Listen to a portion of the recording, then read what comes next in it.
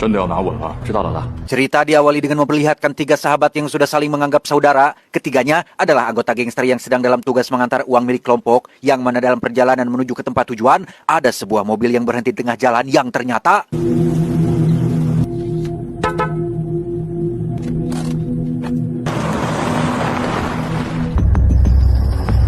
Ya, mereka dicegat dari depan dan belakang oleh dua mobil van berwarna hitam. Menyadari ada pihak yang bermaksud merebut uangnya, ketiga saudara ini pun bergegas membekali diri mereka dengan sebuah pisau dan keluar dari mobil untuk menghadapi situasi ini.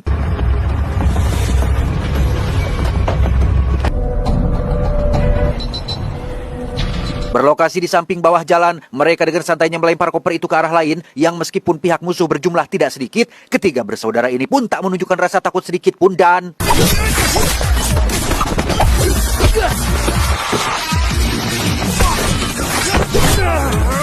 Ketiganya berpencar ke arah yang berbeda untuk mengecoh pihak musuh. Sang kakak tertua yang bernama Wong pun memilih untuk bertarung dengan cara yang cukup terang-terangan sehingga...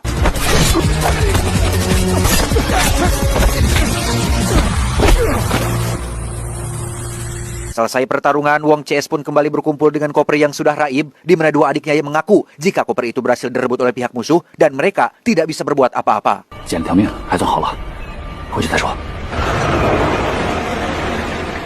Alhasil, Wong dan dua adik pun harus mempertanggungjawabkan kegagalan mereka di hadapan para pemimpin geng dan para tetua. Yang paling malu akan kegagalan Wong CS tentu saja adalah Jackie, bos mereka sendiri yang tidak bisa berucap apa-apa. Salah satu anggota yang paling frontal menyalahkan ketiganya adalah bos Wan Wan yang terus mengoceh tanpa henti, sehingga sebagai bentuk tanggung jawab atas kegagalan ketiga anak buahnya, si bos pun langsung berdiri dan menghukum Wong CS dengan pukulan tongkat kayu.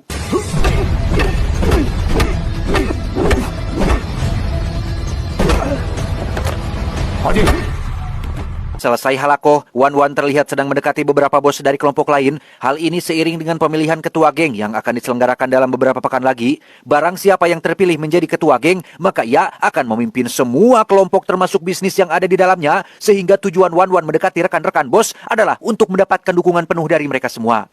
今年就别出来选了， 不选我，那选谁呀？ 华姐呀，明知道我们公司最忌讳的就是你，却偏要站。 Sayang seribu sayang, meski Wan Wan sudah mencoba lemah lembut dan memujuk mereka untuk mendukungnya, para bos-bos tahu jika Jackie lah sosok paling tepat untuk memimpin geng mereka, dan itu terlihat dari bagaimana para bos berdiri dan meninggalkan Wan Wan sendirian di tempat duduknya. 阿雪，现在我们三个劝你，你是不是不听啊？ 别浪费时间了。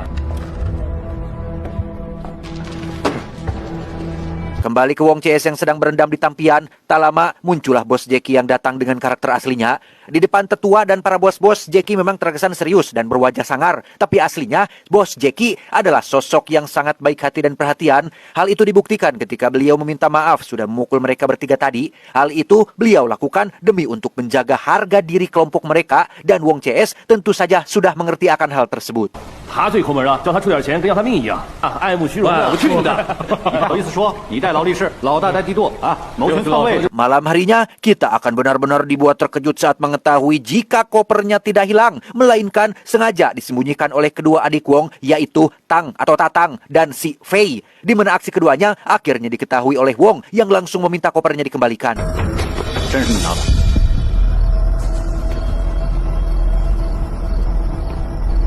Pada akhirnya terungkaplah jika alasan Tang dan Fei mencuri koper tersebut adalah untuk dipakai keperluan pribadi, seperti Tang yang punya hutang kepada seorang rentenir, dan yang paling urgent adalah si Fei yang adiknya butuh biaya operasi, sehingga Wong pun menjadi sangat dilema akan masalah ini. 我没生病了。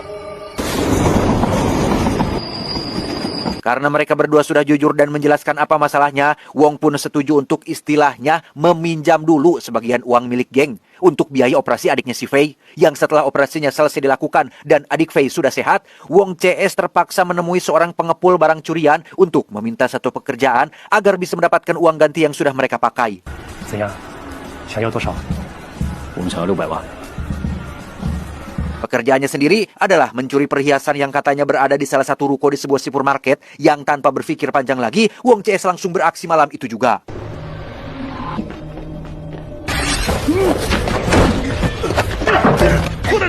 Dengan cepat mereka meringkus sang penjaga toko yang langsung memberitahukan di mana barangnya berada. Yang alangkah terkejutnya mereka bertiga saat mengetahui jika barang yang dimaksud ternyata bukan perhiasan, melainkan narkoba. Namun karena sudah terlanjur beraksi, mereka pun tetap melanjutkan rencana ini.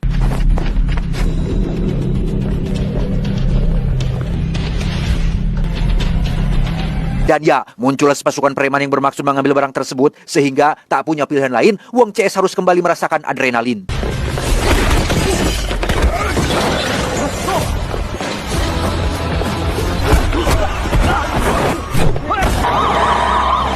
Wong dan adik-adik pun langsung menemui si pengepul untuk meminta klarifikasi. Dia akhirnya jujur bahwa sejak awal barang yang dimaksud memang adalah narkoba. Namun yang menjadi kejutan adalah narkoba itu ternyata adalah milik si bos Wan Wan dan seluruh preman yang datang adalah orang suruhan beliau. Amin.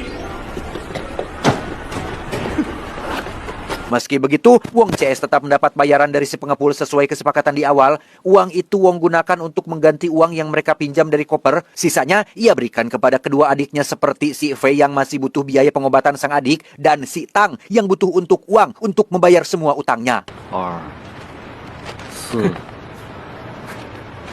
顶你玩我！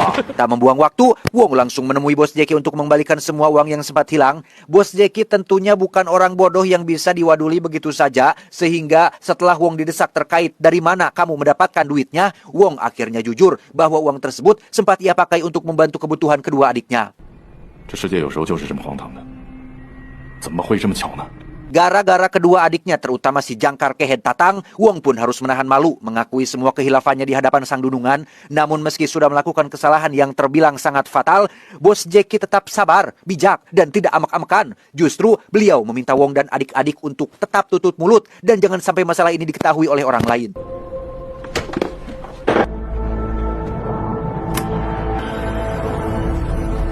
Beralih ke si Tang yang memiliki nama lengkap Tatang Suratang, ia terlihat sedang membayar hutang pinjaman yang sempat ia pakai untuk bermain saham. Bukannya langsung tobat dan berhenti main, Tatang justru malah tergoda lagi untuk depo setelah melihat berita tentang saham yang sedang turun, sehingga ia kembali menemui si rentenir untuk meminjam uang dan mencoba peruntungan berharap mendapat jackpot.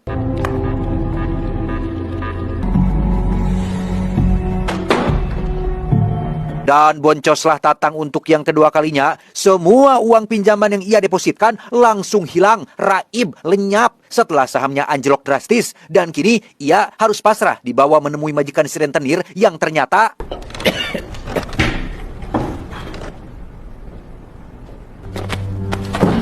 Ya, itu adalah Bos Wan Wan, ketua dari geng saingan Bos Jackie, di mana si pengepul terlihat sudah berada di sana dengan kondisi babak belur, yang pada akhirnya apes sudahlah nasib si Tatang ini.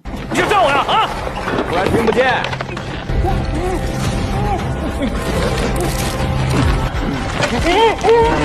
Keesokannya, Wan Wan langsung mengumpulkan para bos-bos geng di hadapan sang tetua. Seolah punya senjata pamungkas untuk menjatuhkan Bos Jackie, Wan Wan secara arogan membawa Tang yang dikurung dalam kandang anjing dan memaksanya untuk melakukan pengakuan. 在我公司玩杠杆买股票输了几百万。来，我也有份，要罚一起罚。 Tak punya alasan lagi untuk membela diri, Bos Jackie mengaku sangat malu atas kejadian ini. Sebagai bentuk pertanggungjawaban atas kesalahan 3 anak buahnya, Bos Jackie dengan sukarela memberikan tangan kanannya untuk dipotong, tetapi... 我把手留下。如果你要顶罪， 不要了，别冲动了，老大，不要，住手！ Ya, sang tetua berhasil mencegah hal itu terjadi. Sebagai seorang kokolot atau orang yang yang dijadikan sebagai yang tertua atau panutan. Tetua dengan bijak berkata untuk jangan selalu memakai cara kekerasan dalam setiap permasalahan. Sebagai sanksi atas pelanggaran ini, Wong CS dikeluarkan dari keanggotaan dan dilarang bergabung dengan kelompok manapun.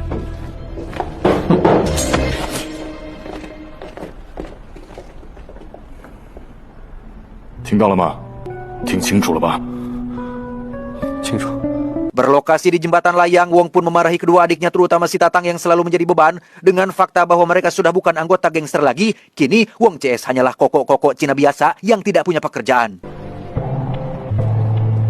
你说的，走了就别回来。 Setelah berpisah dengan adik-adiknya, Wong pun menemui Bos Jackie untuk mengucapkan salam perpisahan, di mana kedekatan antar keduanya semakin terjalin. Terlihat ketika Jackie dengan tulus memberikan sejumlah uang untuk bekal mereka memulai hidup baru, dan itu cukup membuat Wong semakin merasa tidak enak. 这次祸是我们3个惹出来的，你还给我们钱，这怎么敢收啊？这，你这是没把我当老大。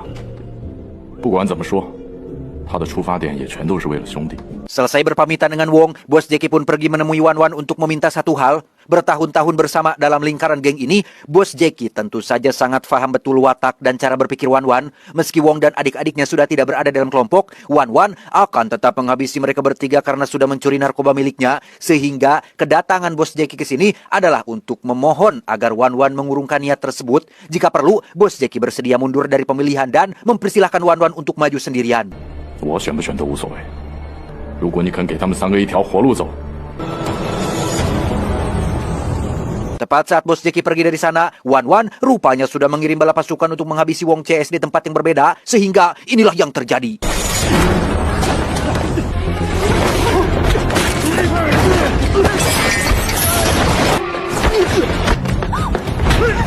Selesai dengan Wong CS yang berhasil melakukan perlawanan, Bos Jackie pun tak luput dari incaran Wan Wan yang ternyata juga sudah mengirim anak buah terbaiknya untuk menghabisi Jackie di kediamannya sendiri. Layaknya seorang pemimpin yang tangguh, Jackie dengan santainya mempersilahkan mereka semua untuk menyerang duluan dan...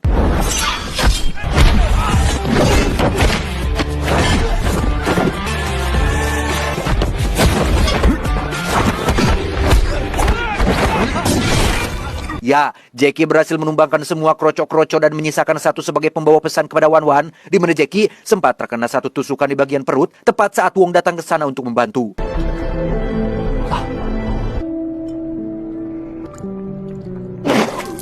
Nahas, nyawa Bos Jackie tak tertolong akibat tikaman yang menembus organ dalamnya, sehingga tak ada yang bisa Wong lakukan kecuali hanya pasrah dan menemani si bos di detik-detik nafas terakhirnya.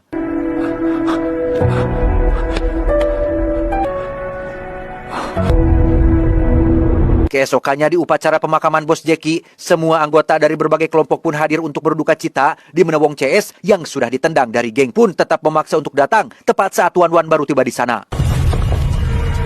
你和你，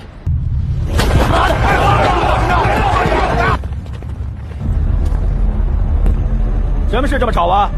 是你杀了老大的。 Saat dipaksa mengakui perbuatannya, Wan Wan malah menuduh balik Wong dan adik-adiknya yang sudah membunuh Jackie dengan alasan balas dendam terkait keluarnya mereka dari keanggotaan, di mana Wong semakin dibuat emosi ketika Wan Wan membisikinya dengan mengatakan jika memang dialah orang yang sudah membunuh Bos Jackie. 公司那笔钱也是我抢的，开始我只不过是想嫁祸花金，你们两个没脑子的给我助攻，谁会信你们说的呀？你妈的！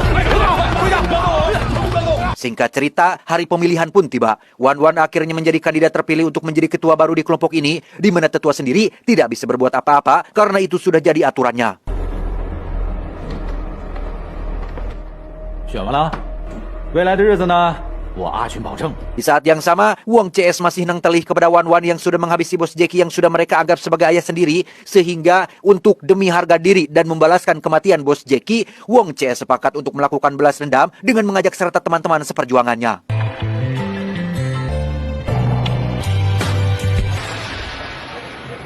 Wan Wan sendiri terlihat sedang merayakan kemenangannya sebagai ketua baru di kelompok ini. Meski tetua tidak suka dan keberatan dengan putusan ini, beliau tidak bisa berbuat apa-apa karena tak ada yang berani maju menjadi kandidat saingannya.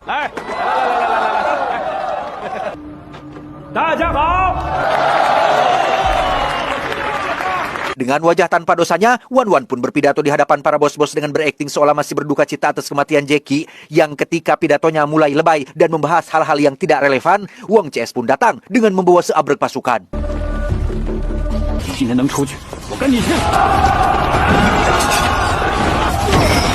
Dan ya, terjadilah peperangan antara kedua kubu, yang satu mendukung Wan Wan, yang satu lagi setia kepada Jackie, di mana Wong CS menjadi 3 pentolan yang paling menonjol dengan bertarung penuh adrenalin.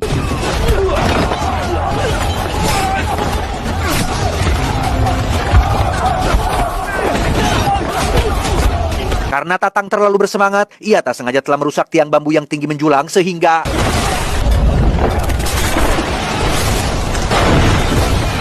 Meski sudah katingang awi, Wan Wan masih tetap bisa berdiri dan berusaha kabur menggunakan mobil, di mana Fei sempat mencoba untuk menggagalkan pelariannya, tetapi...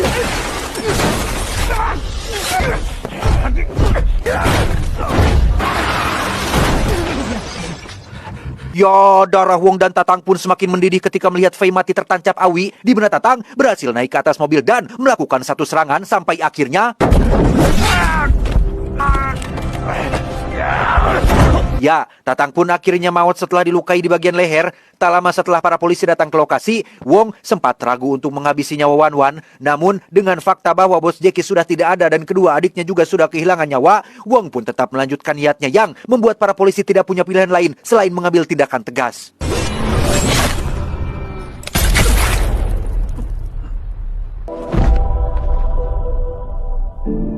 Setelah Wong CS mati, kini yang tersisa hanyalah adik Fei yang sudah sembuh total, ditemani Yuli sahabatnya yang sempat menyukai sosok Wong. Si adik dan Yuli pun melepaskan korek api milik Wong sebagai bentuk penghormatan atas kepergian mereka bertiga.